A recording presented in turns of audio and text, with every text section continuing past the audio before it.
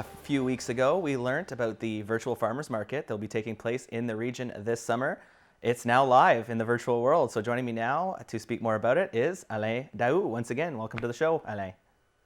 Hey, Gabe, thanks for having me back again. All right, so I believe the farmers market went live on June 18th. So tell me a little bit more about that. Yeah, that's right. So we went live June 18th. We're still very fresh, but we have over 50 vendors located at agro-on.ca so far from across Prescott Russell, SD&G, and the city of Cornwall. Everybody has come together really well in collaboration with the townships and the municipalities and with the farmers from across the region. It's sort of unprecedented in the way that they've come together.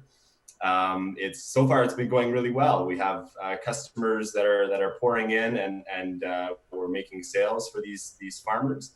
Customers can log on to the website. They can create an account, and then they'll always have access to making making purchases. It'll remember all of their information, their location, their payment, etc. And they can shop by suppliers. So just like at a regular farmers market, you can browse all of the suppliers that we have in the region across the 5 counties in the city of Cornwall and make purchases at individual stalls. And you can also browse by product, and you can purchase from multiple vendors with a single electronic checkout. Each vendor will have their own, at this time, will have their own delivery and pickup policies, but so far it's going really well, and people seem to be really excited about it. And I think that's what's really exciting and unique about it is just that one-stop shop opportunity.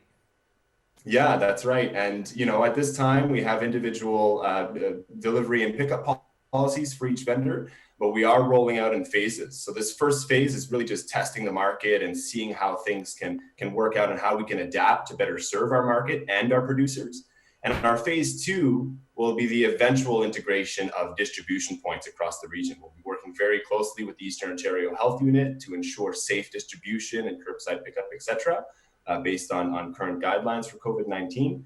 And we'll be able to then further decentralize and facilitate the distribution of these products. So it makes it a little bit easier for the customer and a little bit easier for the producer as well. So stay tuned for updates on that for sure.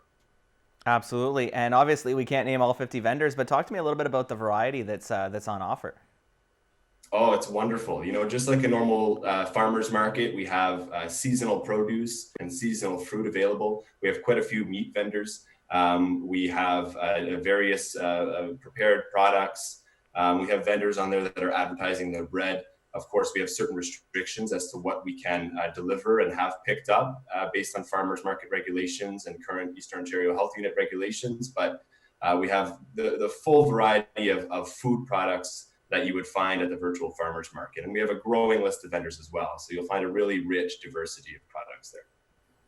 All right. And what has the response been so far from the vendors? So far, the response has been great. Everybody is still sort of adjusting to selling online, of course. And because this is relatively unprecedented for our region, we can expect a few hiccups as we grow and adapt the market to the producers' needs. But so far, the response has been great.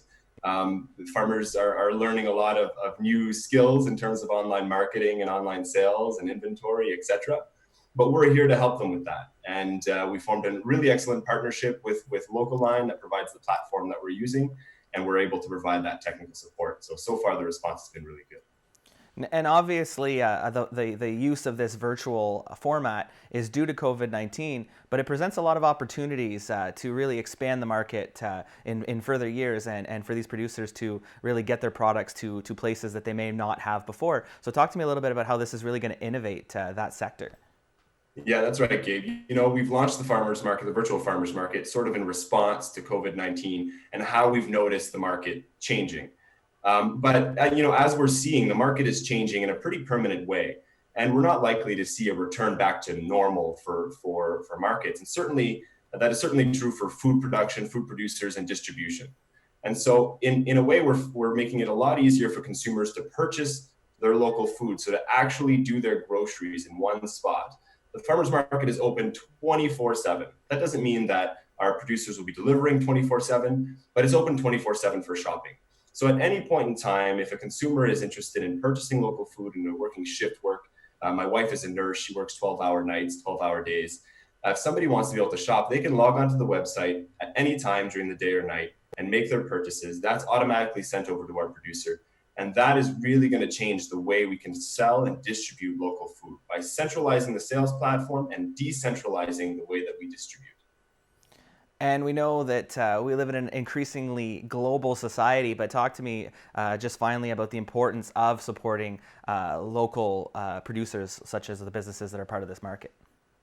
You know, I think that goes without saying, Gabe, because at this point, it's so incredibly important to support our local businesses. Our local restaurants are finally able to open in limited capacity. We have a lot of local businesses that are facing hardships during this time. So, of course, as always, it's important to take care of our local producers. But now more than ever, we need to support our local farmers because, you know, our local distribution and our local supply chain for food is relatively fragile.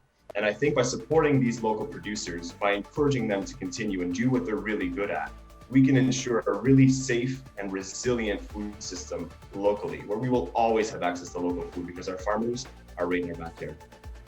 Absolutely. On that note, Alain, thank you so much for joining me.